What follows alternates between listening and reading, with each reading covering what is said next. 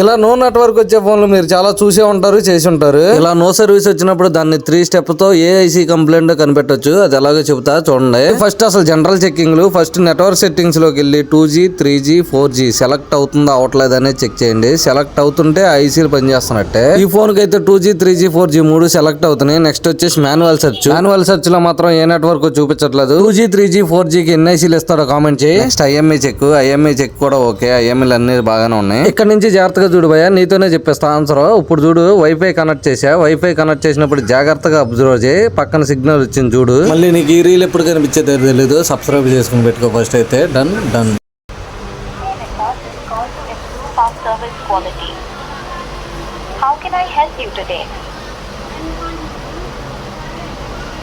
విన్నారుగా, wifi connect చేసినప్పుడు call కూడా వెళ్ళింది కస్టమర్ కేర్ కి, చూసారుగా. కానీ వైఫై ఆపేయంగానే నెట్వర్క్ కూడా ఆగిపోయింది. మళ్ళీ నో సర్వీస్ వచ్చేసింది. ఫైనల్ గా ఏఐసీ మారితే సిగ్నల్ వచ్చింది అనుకుంటున్నారు. మీరు ఏదైతే అనుకుంటున్నారో అది ఖచ్చితంగా కామెంట్ చేయండి. లేదు తెలుసుకుందాం అంటే కనుక బయోలో వాట్సాప్ గ్రూప్ ఉంది, వచ్చి జాయిన్ అయిపో.